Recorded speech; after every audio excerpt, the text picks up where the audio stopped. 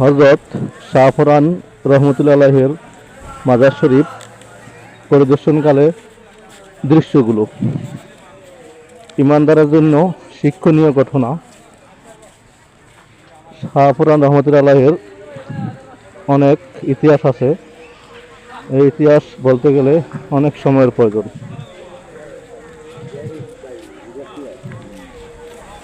আসুন আমরা অলি আল্লাহকে ভালোবাসি।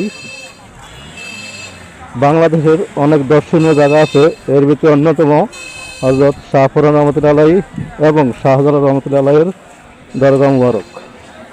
তাই আসুন আমরা এগুলো ভ্রমণ করি, দুনিয়া আখিরাতে কামিয়াব হই। ভালো লাগলে সাবস্ক্রাইব, শেয়ার ও লাইক করে পাশে থাকবেন, অপরকে দেখার সুযোগ করে দিবেন। আসসালামু আলাইকুম রহমতুল্লাহ। হযরত শাহফরান রহমতুল্লাহ আলাইহি হচ্ছে হযরত শাহজালাল রহমতুল্লাহ আলাইহির কনিষ্ঠ ভাগ্না। ওনারা দুজনে সিলেটে ইসলাম প্রচার শুরু করেন। এ নিয়ে অনেক পরমাদি কিতাবাদি আছে, জানতে হলে আরও পড়ুন। নিজে জানুন, আপনাদের ছেলেমেয়েকে শিক্ষা দিন। নিজে যা জানি অপর ভাইকে তা জানিয়ে দেই। দেশ ভ্রমণ করা সুন্নত, তাই আমরা নিদর্শনীয় স্থানগুলো ভ্রমণ করব, নিজেকে উপকৃত করব। 5 ওয়াক্ত নামাজ পড়ব, দুনিয়া আখিরাতে কামিয়াব হব। আল্লাহ তাআলার হুকুম মানব, অন্যের ক্ষতি না করিব।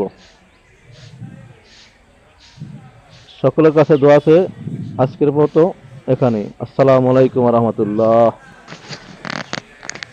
হাদিসে বাক্যে আসছে, আল্লাহ তাআলা বলেন,